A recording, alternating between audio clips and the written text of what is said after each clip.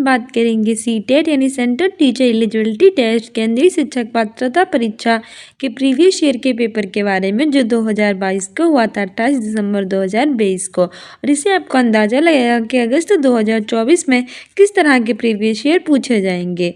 ठीक है, और डेली हम कराते हैं तो डेली देखा कीजिए, हमने कल 15 क्वेश्चंस तक करा दिए थे, हम आगे क्वेश्चंस की बात करेंगे। ठीक है, और हम के अतिरिक्त आप जूनियर लेवल की तैयारी कर रहे हैं तो रात के 8 बजे प्रीवियस ईयर के पेपर देखा कीजिए, और ये प्राइमरी लेवल के सुबह 8 बजे कराते हैं।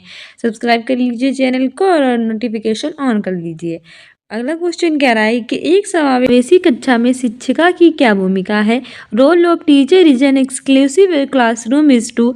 ऑप्शन ए है कि बच्चों की विविध जरूरतों का पता लगाना व उनका ख्याल रखना, address and respond to the diverse needs of the children. Option B है केवल कुछ खास विद्यार्थियों पर ध्यान देना, give attention to some special students only. Option C है बच्चों को उनकी अकादमिक क्षमता के आधार पर पहचानना व उनका पृथक्करण करना, identify and segregation children basis on their academic abilities. चौथा कह रहा है कि खास जरूरतें वाले बच्चों को विशेषज्ञ के पास भेजना व सुनिश्चित करना कि उन्हें अलग संकाय में पढ़ाया जाए, refer special needs children to a specialist and ensure that they are taught in a separate section. बताइए इसमें से सही क्या हो जाएगा समावेशी कक्षा में। अच्छा, समावेशी कक्षा होती क्या है, सबसे पहले आपको ये पता होना चाहिए, इसे क्वेश्चन पूछे जाते हैं। एक ऐसी क्लासरूम जिसमें विशेष बच्चे और आवश्यकता वाले और सामान्य बच्चे दोनों एक साथ रहकर शिक्षा ग्रहण करते हैं बिना किसी भेदभाव के, तो वही हम समावेशी शिक्षा कहते हैं। इसमें जो होता है बच्चों की विविध जरूरतें होती हैं, उनका पता लगाया जाता है, उनका ख्याल रखा जाता है, तो ऑप्शन ए सही हो जाएगा। कुछ खास विद्यार्थियों पर ध्यान देना बिल्कुल गलत बात है। समावेशी कक्षा में विशेष विद्यार्थियों पर ध्यान नहीं दिया जाता बल्कि सभी बच्चों को एक समान समझा जाता है। अकादमिक क्षमता के आधार पर पहचाना और अलग कर देना बिल्कुल गलत बात है। उन्हें सिग्रेशन तो बिल्कुल नहीं करना चाहिए। ठीक है, तो क्षमता के आधार पर किसी को भी अलग नहीं करना चाहिए, हमेशा याद रखना चाहिए सारे बच्चे एक से होते हैं। और खास जरूरतें वाले बच्चों को भेजना सुनिश्चित करना कि अलग संकाय में पढ़ाई वो भी नहीं हो सकता, क्योंकि समावेशी कक्षा पूछा और समावेशी शिक्षा होती यही है कि सब बच्चों को एक साथ पढ़ाया जाए बिना किसी भेदभाव के। हमारी व्याख्या भी कह रही है कि एक समावेशी कक्षा में शिक्षिका की भूमिका बच्चों की जो विविध जरूरतें, मतलब कई सारी जरूरतें होती हैं, उनका पता लगाना व उनका ख्याल रखने के रूप में होती है। क्या होती है समावेशी कक्षा में शिक्षिका की भूमिका, जो बच्चे होते हैं उनकी जो जरूरतें होती हैं उनके बारे में पता लगाना और उनका ख्याल रखना। ठीक है, समावेशी शिक्षा कार्यक्रम को सफल बनाने के लिए योग्य और निपुण शिक्षकों की आवश्यकता होती है। जो समावेशी शिक्षा होती है उसको हम सफल बनाने के लिए क्या करेंगे, उसके लिए हमें योग्य शिक्षकों की और जो अपनी टीचिंग में निपुण हो उनसे शिक्षकों की आवश्यकता होगी। शिक्षा के अतिरिक्त वे अयोग्य व विकलांग विद्यार्थियों की योग्यता का विकास करके उनको अपनी जिम्मेदारी के प्रति जागरूक कर सकते हैं। एक समावेशी कक्षा में शिक्षक का सर्वाधिक महत्वपूर्ण भूमिका ये विश्वास करना है कि प्रत्येक बच्चे में अपनी योग्यताएं और शक्ति के अनुसार अध्ययन की क्षमता होती है। यानी कि एक टीचर को ये समझना है कि सभी बच्चे जो है वो महत्वपूर्ण है, कोई भी बच्चे को स्पेशल ट्रीट नहीं करना चाहिए, सबकी योग्यता और क्षमता के आधार पर उन्हें उस चीज़ में निपुण करना चाहिए। ठीक है, अगला क्वेश्चन कह रहा है कि विविध समूह के विद्यार्थियों के शिक्षण के दौरान एक शिक्षक को क्या ध्यान में रखना चाहिए। What should a teacher keep in mind while teaching a diverse group of learners. Option A है कि विद्यार्थी को स्वीकारना व सम्मान देना, acknowledge and respect every students. Option B है सांस्कृतिक विभिन्नताओं को अनदेखा करना, ignore cultural differences. Option C है सुसंगत संप्रेषण बनाए रखना, maintain consistent communication. Option D है कि आप प्रत्यक्ष निर्देश देना, गिव इनडायरेक्ट इंस्ट्रक्शंस। और पांचवा है कि विद्यार्थियों को स्वायत्तता व लचीलापन देना, give students autonomy and flexibility. तो बताइए पहला सही है, पहला है कि पहला दूसरा तीसरा सही है, दूसरे में कह रहा है कि दूसरा तीसरा चौथा सही है, तीसरे में कह रहा है कि पहला तीसरा और चौथा सही है, चौथा कह रहा है कि तीसरा चौथा और पांचवा सही है। इसमें हमारा सही आंसर हो जाएगा ऑप्शन सी। फिर ये पहला तीसरा और चौथा सही है, पहला तीसरा और पांचवा सही है, यानी कि सभी विद्यार्थियों को स्वीकारना और उन्हें सम्मान देना चाहिए, सुसंगत संप्रेषण बनाए रखना चाहिए और विद्यार्थियों को सत्य व लचीलापन देना चाहिए। ठीक है। व्याख्या भी कह रही है कि विविध समूह के विद्यार्थियों के शिक्षण के दौरान, यानी कि अलग-अलग समूह के जो विद्यार्थी आते हैं जब उनका शिक्षण कर रहे होते हैं उसके दौरान एक शिक्षिका है यानी कि टीचर उसे क्या करना चाहिए कि जितने भी विद्यार्थी हैं उन्हें स्वीकार कर लेना चाहिए और उन्हें सम्मान देना चाहिए। किसी के साथ अपमानजनक बातें नहीं करनी चाहिए कि तुम्हें कुछ नहीं आता है, तुम अलग बैठो, तुम्हें कुछ नहीं आता है, ऐसा नहीं करना चाहिए। ठीक है। सुसंगत संप्रेषण बनाए रखना और विद्यार्थियों को सतर्कता व लचीलापन देना आदि विशेषताओं को ध्यान में रखना चाहिए। कैसा संप्रेषण बनाए रखना? सुसंगत। ठीक है। शिक्षिका को कभी भी कक्षा में अप्रत्यक्ष निर्देश नहीं देना चाहिए तथा सांस्कृतिक विभिन्नताओं को अनदेखा नहीं करना चाहिए। जो टीचर होती है उसका एक कर्तव्य होता है कि वो अप्रत्यक्ष निर्देश ना दे, हमेशा कैसे निर्देश दे? अप्रत्यक्ष। और जो सांस्कृतिक विभिन्नताएं उनको भी अनदेखा हमें नहीं करना चाहिए, क्योंकि विभिन्न संस्कृतियों से होने से कक्षा में विविधता होती है जो विविधता में एकता के नियम का पालन करती है। वैसे भी हमारा जो भारत है वो संस्कृतियों का देश है, अलग अलग तरह की संस्कृति यहाँ होती है, तो हमें किसी भी संस्कृति को अनदेखा नहीं करना चाहिए, सबको सम्मान करना चाहिए। ठीक है। विभिन्न संस्कृतियां विद्यालय में बहुभाषावाद की अवधारणा को सुगम बना सकती हैं, इसीलिए शिक्षिका की प्रत्येक विद्यार्थियों को सामाजिक सांस्कृतिक पृष्ठभूमि की जानकारी रखते हुए इन्हें सहज रूप से स्वीकार कर लेना चाहिए, तभी उपयुक्त उत्तर होगा। यानी कि हमें क्या करना चाहिए कि हमें अलग अलग विद्यार्थियों की क्या पृष्ठभूमि है उसके बारे में जानकारी रखनी चाहिए और उसे स्वीकार करना चाहिए। किसी का अपमान नहीं करना चाहिए और किसी को भी अनदेखा नहीं करना चाहिए, टीचर का दायित्व होता है। अगला क्वेश्चन कह रहा है कि एक विद्यार्थी जिसे दृष्टिबाधिता है कि विशिष्ट जरूरतों के लिए एक शिक्षक को to cater to a specific needs of child with visual disability the teacher should, यानी कि ऐसा व्यक्ति जो से अच्छे से दिखाई नहीं होता, दृष्टिबाधिता है, दृष्टि मतलब देखने में जैसे दिक्कत होती है, तो ऑप्शन ये है कि विविध तरह के दृश्यविक प्रस्तुतिकरण पर ध्यान देना चाहिए, यानी कि focus on a variety of visual disability the teacher should. कितना बकवास ऑप्शन है, क्योंकि पहले ही उस बच्चे को बेचारे को दिखाई नहीं देता, उस तरह से हम फिर उस पर ध्यान देंगे कि उसे अच्छे से दिखाई दे, तो ये तो गलत हो जाएगा ना। कह रहा है कि कई प्रकार की स्पर्शनीय और हस्तकौशल सामग्री का उपयोग करना चाहिए, focus on a variety of visual presentation. और तीसरा कह रहा है कि हाँ ये सही हो सकता है, क्योंकि क्या है ना कि अगर हम स्पर्श, अगर ऐसा व्यक्ति है जिसे दिखाई नहीं देता अच्छे से, उसके लिए हम स्पर्श करने वाली चीज़ें ले आएंगे तो स्पर्श करके वो बता सकता है। ठीक है। लिपि में भी तो यही किया जाता है, ब्रेल लिपि का जो होता है उसमें भी यही किया जाता है, अंधे लोगों के लिए जिसे अच्छे से दिखाई नहीं देता बेचारे लोगों के लिए। तीसरा कह रहा है कि बहुत सी मूक फिल्में दिखानी चाहिए, show a lot of silent films. एक तो उसे दिखाई नहीं देना चाहिए देता, एक तो उस बेचारे को दिखाई नहीं देता, उस ऊपर से मूक फिल्में दिखा दे, ऐसी फिल्में जिसमें सुनाई ना देता हो, यानी कि जो जिसे दिखाई नहीं देता उसे सुनाई तो अच्छे से देता है ना, और ऐसी फिल्में अगर हम दिखाएंगे जो मुँह को जो बोल ही ना पाते हैं तो फिर फायदा ही क्या है? ये तो चलचित्र थोड़ी ना बेचारा वो देखेगा, क्योंकि उसे तो दिखाई नहीं देता है ना। ऐसे उन लोगों के लिए प्रयोग कर सकते हैं जिसे सुनाई ना देता हो, उसके लिए मूक फिल्में दिखाएंगे तो वो देख कर भी अंदाजा लगा सकता है, लेकिन जिसे दिखाई नहीं देता उसे मूक फिल्में दिखाना ये तो पागलपन होता है, तो ऐसे आंसर बिल्कुल सही नहीं होगा। चौथा कह रहा है कि बहुत सी संरचित वर्कशीट जिसमें चित्रों देनी चाहिए, give a lot of structure worksheet with pictures. उसे दिखाई नहीं देता तो उसे चाहे सोना दे दो चाहे हीरा दे दो, जब उसे दिखाई नहीं देता तो वो कैसे पता चला पाएगा? तो ये बकवास है। सही आंसर हो जाएगा ऑप्शन बी, यानी कि कई प्रकार के स्पर्श करने वाली जो सामग्री है हस्तकौशल उनका देना चाहिए, जिससे वो होते हैं अच्छे से अंदाजा लगा सकें। ठीक है। हमारी व्याख्या कह रही है कि एक विद्यार्थी जिसे दृष्टिबाधिता है यानी अच्छे से दिखाई नहीं देता है, उनकी जरूरतों के लिए एक शिक्षक को क्या करना चाहिए कि कई प्रकार की स्पर्शनीय यानी कि स्पर्श करने वाली और हस्तकौशल सामग्री का हमें क्या करना चाहिए? उपयोग करना चाहिए, जिससे वह उसे स्पर्श करके भली भांति समझ सके और उसकी अधिगम में क्या बन सके? रुचि यानी इंटरेस्ट बढ़ सके, वो लर्निंग में उसका इंटरेस्ट बढ़ सके, क्योंकि वो स्पर्श कर पाएगा तो पता चल पाएगा उसकी कौन सी क्या चीज़ है। दृष्टिबाधित बालक भी सामान्य बालकों की भांति शिक्षण और अनुभव को आसानी से आत्मसात कर लेते हैं। दृष्टिबाधित जिन्हें अच्छे से मतलब प्रॉब्लम होती है देखने में, वो बालक क्या कर सकते हैं? उन्हें आसानी से अनुभव कर सकते हैं यदि उन्हें सही समय पर सही रूप से सही सामग्री प्रदान की जाती है। दृष्टिबाधित बच्चों के सफल समावेशन के लिए शिक्षक को परिवेश में सचित्र किसी भी चीज़ के लिए मौखिक स्पष्टीकरण से जुड़ना चाहिए। बिल्कुल सही बात है।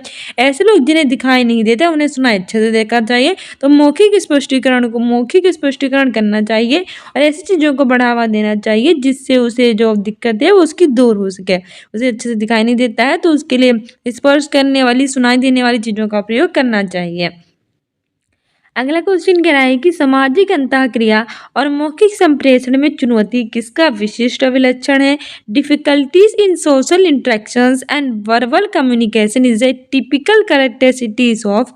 ऑप्शन ए स्वावलीनता यानी कि ऑटिज्म, ऑप्शन बी है अवधान न्यूनता अतिक्रियाशीलता विकार attention deficit hyperactivity disorder, option C है डिसलेक्सिया पठन वैकल्य, ऑप्शन डी है गुणज वैकल्य यानी कि डिसकैलकुलिया। तो बताइए सामाजिक अंतःक्रिया और मौखिक संप्रेषण में चुनौती किसका लक्षण है? से आंसर हो जाएगा ऑप्शन ए ऑटिज्म यानी कि स्वावलीनता। ठीक है, समाज में अंतःक्रिया और मौखिक संप्रेषण में चुनौती जो होती है वो स्वावलीनता का अवलक्षण है। इसके अतिरिक्त एडीएचडी को याद रखना है, इसकी फुल फॉर्म पूछ लेगा तो एग्जाम्स के लिए इंपॉर्टेंट है। इसकी फुल फॉर्म होती है attention deficit hyper active disorder. ठीक है, हमारी व्याख्या भी कह रही है कि स्वावलीनता यानी कि ऑटिज्म ऐसा विकार होता है जिसमें बच्चे जो होते हैं वो समाज से क्या कर लेते हैं, दूरी बना लेते हैं। ठीक है, ऑटिज्म में बच्चे क्या करते हैं, समाज से दूरी बना लेते हैं और लोगों से बातचीत करने में कैसा महसूस करते हैं, असहज। जिन्हें भी ऑटिज्म होता है वो लोगों से अच्छे से वार्तालाप नहीं कर पाते क्योंकि उन्हें लगता है कि कोई उन्हें समझेगा नहीं, वो लोगों से बहुत ही असहज फील करते हैं। ठीक है, ऑटिज्म से पीड़ित व्यक्ति सामान्य लोगों की तरह अपनी भावनाओं और विचारों को व्यक्त करने में सक्षम नहीं हो पाते। क्या करते हैं कि वो जो नॉर्मल पीपल जैसे अपनी भावनाओं को व्यक्त कर लेते हैं वैसे ही अपनी भावनाओं को व्यक्त नहीं कर पाते, इन्हें बहुत ही दिक्कत फील होती है। ठीक है, इसमें बच्चा बोलने के साथ साथ दोहराता है भी, इसलिए संवाद अर्थपूर्ण नहीं होते हैं। बच्चा बोलता है और उसके साथ दोहरा भी लेता है चीज़ों को, जिससे लोगों को ये बातें इसकी समझ में अच्छे से नहीं आती। इसलिए हम कह सकते हैं कि समाज में अंतःक्रिया और मौखिक संप्रेषण में चुनौती स्वावलीनता ऑटिज्म का एक लक्षण होता है। स्वावलीनता एक विकासात्मक विकलांगता होती है जिससे समाज की और भाषा संचार समस्याएं जो होती हैं वो शामिल होती हैं। अगला क्वेश्चन कह रहा है कि शिक्षिका बच्चों को विभिन्न रंगों वाली चिकनी मिट्टी देकर कहती है कि उसके मन में जो आता है वह बनाए। इसके माध्यम से बच्चों में डेज को बढ़ावा देना चाहती है। The teacher gives class of different colours to the children and ask them to make whatever comes to their mind from that clay. Through this she wants to promote that in children. Option A वो creativity यानी सृजनात्मकता को बढ़ावा दे रही है। Option B कह रहा है कि वो रोड मेमोराइजेशन यानी रटने को बढ़ावा दे रही है। तो ये तो हट ही जाएगा क्योंकि वो क्या कर रही है कि लोगों को मिट्टी दे रही है और फिर कह रही है जो भी तुम्हारे माइंड में है वो तुम इससे बना लो। तो रोड मेमोराइजेशन तो बढ़ावा दे ही नहीं रही है। तीसरा कह रहा है कि असहयोग यानी कि नॉन कॉपरेशन को बढ़ावा दे रही है, तो उसको भी बढ़ावा नहीं दे रही है। और चौथा कह रही है कि अनुशासनहीनता यानी कि इन डिसिप्लिन को बढ़ावा दे रही है, भी नहीं दे रही है। वो तो अच्छा काम कर रही है ना कि जो भी बच्चों के मन में आता है बिना किसी भेदभाव के, बिना सोचे समझे आप जो चाहे सो बना देते हो, आप पर किसी भी प्रकार का प्रतिबंध नहीं है। तो वो तो सृजनात्मकता यानी क्रिएटिविटी को ही तो बढ़ावा दे रही है। से आंसर ऑप्शन ए हो जाएगा। ठीक है, और एक टीचर होने के नाते आपको क्रिएटिविटी को ही बढ़ावा देना चाहिए, बच्चों पर किसी प्रकार का दबाव नहीं डालना चाहिए। मैंने व्याख्या कह रही है कि शिक्षिका बच्चों को विभिन्न रंगों वाली चिकनी मिट्टी देकर कहती है, जो टीचर है वो अलग अलग डिफरेंट कलर्स वाली चिकनी मिट्टी होती है वो देती है बच्चों को, और क्या कहती है कि जो भी तुम्हारे माइंड में आता है वो क्या है करो तुम बना सकते हो। इसके माध्यम से बच्चों में सृजनात्मकता यानी क्रिएटिविटी को बढ़ावा देना चाहती है। ठीक है, वो चाहती है कि बच्चों का जो दिमाग है वो इतना से ओपन हो जाए और जो भी उनके दिमाग में है वो उसको चिकनी मिट्टी के द्वारा बना दे। इससे पता चलेगा कि बच्चे कितने प्रतिभावान हैं और क्या क्या वो कर सकते हैं, क्या क्या उनके दिमाग में आ रहा है। ठीक है, ये बच्चों के शारीरिक और क्रियात्मक विकास को बढ़ावा देती है। इससे बच्चों का शारीरिक और क्रियात्मक विकास होगा, उसको क्या मिलेगा, बढ़ावा। जैसे आपने तारे जमीन पे मूवी भी देखी होगी, लास्ट में जो ईशान होता है वो कितनी अच्छी पेंटिंग बनाता है ना। पेंटिंग जब कॉम्पिटिशन रखते हैं, इन कॉम्पिटिशन जो प्यारे प्यारे कॉम्पिटिशन होते हैं, इससे क्या होता है कि बच्चों की क्रिएटिविटी बाहर निकल कर आती है और साथ में सहयोग भी एक दूसरे का करते हैं। जब ग्रुप्स बना देते हैं तो और उनसे मित्रता भी अच्छे से हो जाती है, सहयोग की भावना समाज में बढ़ती है, तो इसको बढ़ावा देना चाहिए। आँखों व हाथों के सामान्य को समन्वय को बेहतर बनाने में भी मदद करता है। इसके साथ ही उसके हाथ और आँखें उसी के समन्वय को क्या बनेगी, वो बेहतर बनेंगी। मिट्टी है ना, अलग अलग तरह की मिट्टी का हाथों से प्रयोग करेगी, बनाएगी तो हाथों को मिलेगा और आँखों को भी उसका बढ़ावा मिलेगा कि कैसे क्या किया जाता है। और हाथों और उंगलियों में छोटी मांसपेशियां सहित उसकी सकल मोटर कौशल दोनों का निर्माण करता है। किसको, शकल मोटर। सृजनात्मकता द्वारा बच्चे स्वयं करके सीखते हैं, लर्निंग बाय डूइंग करते हैं और स्वयं के कार्यों से अनुभव प्राप्त करते हैं। जीवन में कुछ भी करा लो, जब तक बच्चे देखो हम एक बच्चों से कहें कि तुम ये कर सकते हो, वो कर सकते हो, पूरी दुनिया भर की उसे स्पीच दे दें, पर बच्चे जब तक खुद नहीं करेंगे तब तक उन्हें खुद नहीं पता चलेगा कि वो क्या कर सकते हैं। तो लर्निंग बाय डूइंग सबसे अच्छा जो होता है वो इफेक्टिव बच्चों पर करता है। बच्चे उससे बहुत कुछ सीखते हैं, तो लर्निंग बाय डूइंग को बढ़ावा देना चाहिए। अगला क्वेश्चन कह रहा है कि बचपन के प्रारंभिक सालों में किसके विकास पर ध्यान केंद्रित करना चाहिए? The early primary years of childhood should focus on the development of. Option A है शारीरिक कौशल फिजिकल स्किल्स, ऑप्शन बी है सोशल स्किल्स सामाजिक कौशल, ऑप्शन सी है संज्ञानात्मक क्षमता कॉग्निटिव कैपेबिलिटीज, ऑप्शन डी है संवेगात्मक कौशल इमोशनल स्किल्स, ऑप्शन डी है आमूर्तर्क यानी एब्स्ट्रैक्ट रीजनिंग। तो बताइए पहला दूसरा सही है, दूसरा कह रहा है कि पहला और तीसरा सही है, तीसरा कह रहा है कि पहला दूसरा तीसरा और चौथा सही है, चौथा कह रहा है कि पहला दूसरा तीसरा चौथा और पांचवा सही है। सही आंसर इसमें हमारा हो जाएगा ऑप्शन सी सही हो जाएगा। First second third and fourth जो बचपन के प्रारंभिक सालों में होते हैं वो किसके विकास पर ध्यान केंद्रित करते हैं? तो शारीरिक कौशल यानी फिजिकल स्किल्स पर, सामाजिक कौशल यानी सोशल स्किल्स पर, कॉग्निटिव कैपेबिलिटीज यानी कि संज्ञानात्मक क्षमता पर, इमोशनल स्किल्स यानी संवेगात्मक कौशल, इन सभी पर क्या करते हैं? अपना ध्यान केंद्रित करते हैं। तो ऑप्शन सी सही हो जाएगा। प्रारंभिक सालों में बच्चों के शारीरिक कौशल सामाजिक कौशल संज्ञानात्मक तथा संवेगात्मक कौशल के साथ ही बच्चों की सक्रिय भागीदारी तथा नवाचार अति आवश्यक होता है। बिल्कुल सही बात है। जो प्रारंभिक ईयर बच्चों के होते हैं बहुत ही महत्वपूर्ण होते हैं। बच्चा जो होता है वो कोरे कागज के समान होता है, जो भी उस पर लिखेंगे आप वही लिख जाएगा बस हमेशा के लिए। इसीलिए इन्हीं में बच्चों के शारीरिक कौशल सामाजिक कौशल संज्ञानात्मक क्षमता और संवेगात्मक कौशल के साथ ही उनकी सक्रिय भागी और नवाचार जो होता है उसको हम बढ़ावा देते हैं और उन सब पर ध्यान केंद्रित करते हैं। और इसमें जो बच्चा होता है वो औपचारिक संक्रियात्मक अवस्था 12 वर्ष की आयु से वयस्क होने तक अमूर्त तर्क के बारे में तार्किक रूप से सोचना जो होता है वो स्टार्ट कर देता है। ठीक है, अगला क्वेश्चन कह रहा है कि इन अ कंस्ट्रक्टेड क्लासरूम मीनिंगफुल लर्निंग यानी रचनावादी कक्षा में अर्थपूर्ण सीखना। ऑप्शन ए कि जानकारी के भंडारण व उपयोजन से होता है, reference to the storage and retrieval of information. Option B कह रहा है हमारा कि अन्वेषण व अंतःक्रिया के द्वारा खोज की प्रक्रिया है, is the process of discovery through exploration and interactions. तीसरा कह रहा है कि इनाम और सजा के प्रयोग से होता है, occurs through the use of rewards and punishment। और चौथा कह रहा है कि बारंबार वेदन तथा अभ्यास से होता है, takes place through repeated practice and drill। सही आंसर इसमें हमारा हो जाएगा ऑप्शन बी। ठीक है, अन्वेषण और अंतःक्रिया के द्वारा खोज की प्रक्रिया है, is the process of discovery through exploration and interactions. हमारी व्याख्या भी कह रही है कि रचनावादी कक्षा में अर्थपूर्ण सीखना अन्वेषण और अंतःक्रिया के द्वारा जो खोज की है वो प्रक्रिया है। रचनावादी कक्षा शिक्षा के रचनावादी दृष्टिकोण से संबंधित है। रचनावादी कक्षा किससे संबंधित है?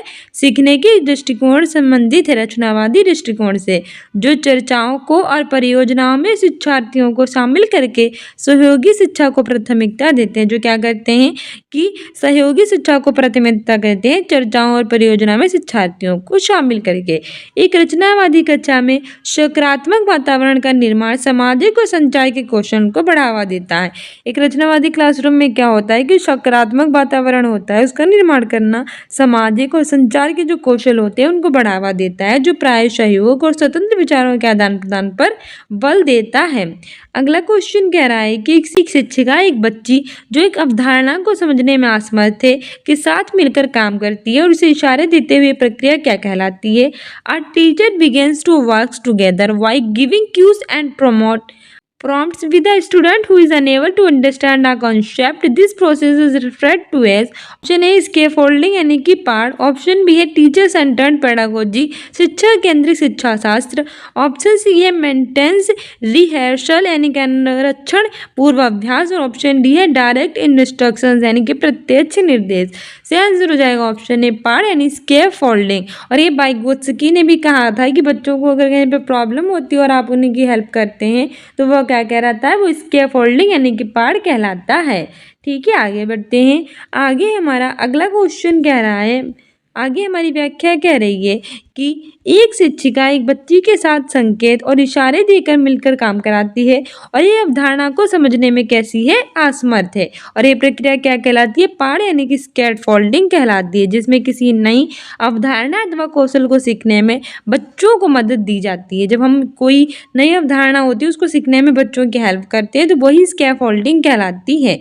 यह बेसहारा या मदद होती है जो शिक्षिका द्वारा बच्चों को लगातार देनी होती है जब वे कोई नया ज्ञान और कौशल सीख रहे होते हैं। यानी कि जब टीचर जो होती है इस तरह की हेल्प करती है बच्चों की, जब वो कोई नया ज्ञान और कौशल सीखते हैं तो वही स्कैफोल्डिंग कहलाती है। पाड़ को स्कैफोल्डिंग के साथ साथ मचान आधारभूत सहायता के नाम से भी जानते हैं। किससे कहते हैं, स्कैफोल्डिंग को मचान या पाड़ भी कहते हैं। और ये शब्द वाइगोत्स्की ने इसे पाड़ कहा था। ये संकेत और इशारों के लिए होता है, यानी कि जब बच्चों को संकेत और इशारे देकर हेल्प की जाती है तो हम इस शब्द का प्रयोग करते हैं। आगे बढ़ते हैं। अगला क्वेश्चन कह रहा है, ये हमारा अभिकथन वाला है, रीजन वाला है, यानी कि असर्शन और रीजन, अभिकथन कारण वाला है।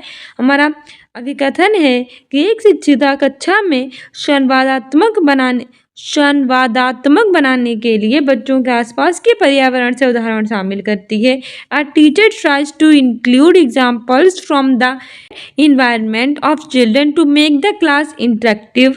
रीजन कह रहा है कि सामाजिक सांस्कृतिक संदर्भ की सीखने में महत्वपूर्ण भूमिका है। Social cultural context plays an important role in learning.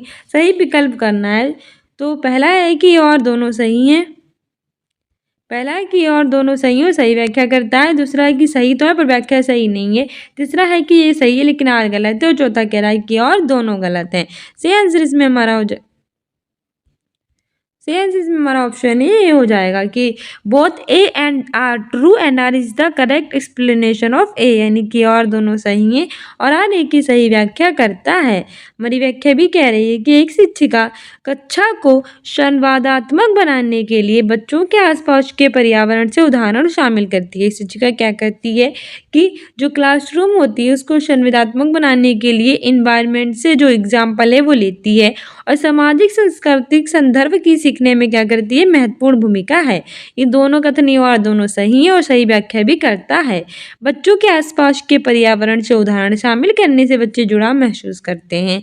अच्छा, क्या होता है कि जो बच्चा होता है अगर उसके एनवायरनमेंट से आप एग्जाम्पल लेते हो तो उसको पता रहता है कि आपने यहाँ से लिया, ये किया है तो ये तो मेरा अपना, मतलब अगर कोई अपनी चीज़ लेता है तो उसको बच्चे जुड़ा महसूस कर ही लेते हैं, बच्चे तो जुड़ जाते हैं उन चीज़ों से। तो ऐसे एग्जाम्पल से भी बच्चे क्या करते हैं, जुड़ाव महसूस कर लेते हैं जब आप उसके आसपास के एनवायरनमेंट से लेते हो, क्योंकि सामाजिक सांस्कृतिक पृष्ठभूमि बच्चों के विकास में क्या करती है, एक महत्वपूर्ण भूमिका निभाती है। इसलिए ये उत्तर जो है वो बिल्कुल सही है। अगला क्वेश्चन कह रहा है कि निम्न में से क्या बच्चों के समस्या समाधान में बाधा उत्पन्न करेगा। What will pose as a hindrance to a child in solving a problem. Option है कि समस्या को सही से पहचानना, identifying the problem correctly. Option B है समस्या को स्पष्टता से परिभाषित करना, defining the problem clearly. Option C है तो यह है कि पहले सुलझाई गई मिलती जुलती समस्याओं के बारे में सोचना, thinking of similar problem that one has solved. Option D है कि वस्तुओं के इस्तेमाल के पारंपरिक तरीके पर स्थिर रहना, remaining fixed at using objects in a conventional manners. सही आंसर हो जाएगा ऑप्शन डी, यानी कि वस्तुओं के इस्तेमाल के पारंपरिक तरीके पर क्या करना, स्थिर रहना। ठीक है, हमारी व्याख्या भी कह रही है कि वस्तुओं के इस्तेमाल के पारंपरिक तरीके पर स्थिर रहना बच्चों की समस्या समाधान में क्या करता है, बाधा को उत्पन्न कर देता है, क्योंकि यह समाधान मानता है कि समस्या को केवल एक ही उत्तर है और इसीलिए समस्या को हल करने के लिए अन्य किसी तरीके का उपयोग नहीं कर सकते हैं। छात्रों की समस्या समाधान विधियों की अभिव्यक्ति को बढ़ावा देकर छात्रों को अपनी गति से विकास करने और सीखने की अनुमति देकर समस्या को हम सही से पहचान कर समस्या को स्पष्टता से परिभाषित करके और पहले सुलझाई गई मिलती जुलती समस्या के बारे में चिंतन कराकर शिक्षक छात्र में समस्या समाधान का जो कौशल है उसको बढ़ावा दे सकता है। अगला हमारा असर्शन और रीजन वाला है। असर्शन कह रहा है कि विद्यार्थियों द्वारा की गई गलतियां व त्रुटियां शिक्षकों व विद्यार्थियों की असफलता को दर्शाती हैं। Mistakes and errors made by the students are indicative of the the failure of the teacher and the student. तर्क कह रहा है कि बच्चों में खुद से सोचने की क्षमता नहीं होती तथा उनके सीखने को सुनिश्चित करने के लिए उन्हें लगातार निर्देश देने पड़ते हैं।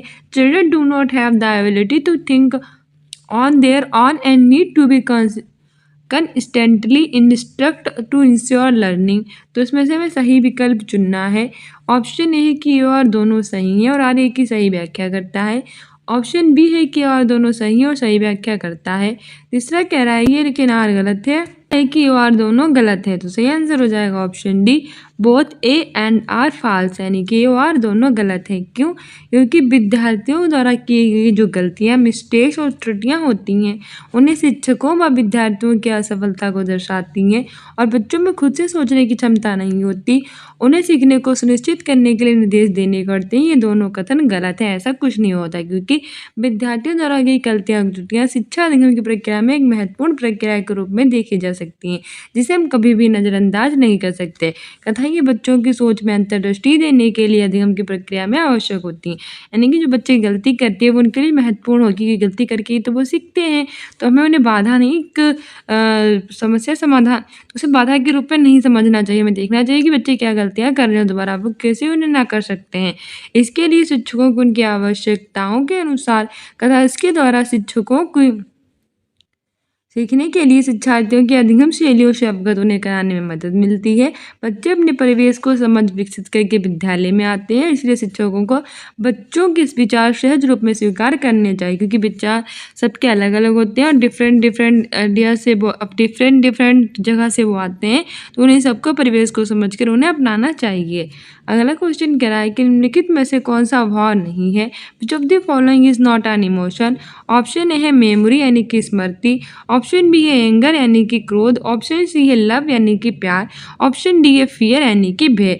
देखो भय भी हमारे अंदर एक इमोशन होता है, क्रोध भी होता है, लव भी होता है, लेकिन मेमोरी स्मृति ये इमोशन नहीं है। और हमसे पूछा गया था, इसलिए हमसे पूछा गया कौन सा भाव नहीं है। देखो ये छोटा सा क्वेश्चन पर बहुत इंपॉर्टेंट है और सही आंसर हो जाएगा मेमोरी। ये स्मृति जो है वो कोई भाव नहीं है, जबकि क्रोध, प्यार, लव ये सब क्या होते हैं? ये सब भाव होते हैं। तुम्हारी व्याख्या भी कह रही है कि भावनाएं जो होती हैं वो हमारे जीवन का क्या होती हैं? बेस यानी कि आधार होती हैं। हम सभी भावनाओं से ही संचालित होते हैं और हम अपने अंदर कैसी भावनाओं को आत्मसात करते हैं यह हम पर निर्भर करता है। ठीक है, हम अपने अंदर गुस्सा उत्पन्न करना चाहते हैं, क्रोध, प्यार उत्पन्न करना चाहते हैं, नफरत उत्पन्न करना चाहते हैं, सब किस पर निर्भर होता है? हम पर। भाव का शाब्दिक अर्थ होता है उत्तेजना और भावों में उथल पुथल है। खुशी, क्रोध, प्यार, भय, संतोष ये सब हमारी भावनाएं होती हैं, जबकि स्मृति जो होती है वो हमारे भाव के अंतर्गत आती है। इसलिए पूछा तो कौन सा भाव नहीं है, तो स्मृति सही हो जाएगा। व्यक्ति द्वारा सीखी गई बातों को याद करना किस में आता है? स्मृति के अंतर्गत आता है। अगला क्वेश्चन कह रहा है कि प्राथमिक शिक्षिका अपने विद्यार्थियों में आंतरिक प्रेरणा को बढ़ावा देने के लिए क्या कर सकती है? What strategies can a teacher use to increase interest in her primary grade students? Option A है कि हर विद्यार्थी के हर एक प्रयास की प्रशंसा करके, praise each and every effort made by every students. Option B है अवांछनीय व्यवहार को दंडित करके, बिहेवियर। ऑप्शन सी है विद्यार्थियों में प्रतिस्पर्धा को बढ़ावा देकर, promote competition among students. Option D है विद्यार्थियों को सीखने में आनंद की अनुभूति को प्रोत्साहित करके, encourage children to experience joy of learning. सही आंसर इतना बढ़िया दे रहा है तो यही हमारा सही आंसर हो जाएगा ऑप्शन डी। ठीक है, हमारी व्याख्या भी कह रही है जो प्राथमिक कक्षा होती है उसमें शिक्षिका जो होती है, टीचर, वो क्या करती है प्राइमरी लेवल में कि विद्यार्थियों में आंतरिक प्रेरणा को बढ़ावा देने के लिए उसके सीखने में जो आनंद की अनुभूति है उसको प्रोत्साहित कर सकती है। ये उनकी कल्पना और जिज्ञासा को प्रेरित और उत्तेजित करता है। ठीक है, प्रेरणा कितनी प्रकार की होती है? दो, एक होती है आंतरिक प्रेरणा, एक होती है बाहरी प्रेरणा। आंतरिक जो होती है जो हमें अंदर से दी जाती है और बाहरी जो होती है जो बाहरी रूप से। बाहरी रूप में हमारे पुरस्कार होता है, दंड होता है, पैसा टका होता है, ठीक है, और लालच वगैरह होता है। लेकिन आनंद अंदर की जो अनुभूति होती है वो आनंद होती है, खुशी होती है, ठीक है, ये सब होता है। तो आंतरिक प्रेरणा में लक्ष्य को पूरा करने की प्रेरणा व्यक्ति के अंतर्मन में होती है और जबकि बाहरी प्रेरणा में व्यक्ति को प्रेरणा बाहरी कारकों से मिलती है। अगला क्वेश्चन कह रहा है कि बच्चों का समग्र शारीरिक और मानसिक स्वास्थ्य अधिगम डेज यानी overall physical and mental wellbeing of the child does learning option A को प्रभावित नहीं करता, does not affect. Option B है में बाधा डालता है, हिंडर्स। ऑप्शन सी है से संबंधित नहीं, is not related to. Option D है को सुसाधित करता है, फैसिलेट्स। सही आंसर हो जाएगा ऑप्शन डी। ठीक है, फैसिलेट्स यानी कि उसको सुसाधित करता है, बच्चों का समग्र शारीरिक और मानसिक स्वास्थ्य को सुसाधित करता है, किसको, अधिगम को। ठीक है, व्याख्या भी कह रही है कि बच्चे का समग्र शारीरिक व मानसिक विकास स्वस्थ अधिगम का एक दृष्टिकोण है जो बच्चों के शारीरिक, भावनात्मक और मनोवैज्ञानिक कल्याण के महत्व पर जोर देता है। इसीलिए बच्चे का समग्र शारीरिक और मानसिक स्वास्थ्य अधिगम को सुसाधित करता है। और अरस्तु ने एक परिभाषा भी दी है कि मानव शरीर में यानी कि स्वस्थ शरीर में स्वस्थ मस्तिष्क निवास करता है। पूछ लेता है कि किसने कहा है कि स्वस्थ शरीर में स्वस्थ मस्तिष्क निवास करता है, तो अरस्तु ने कहा है।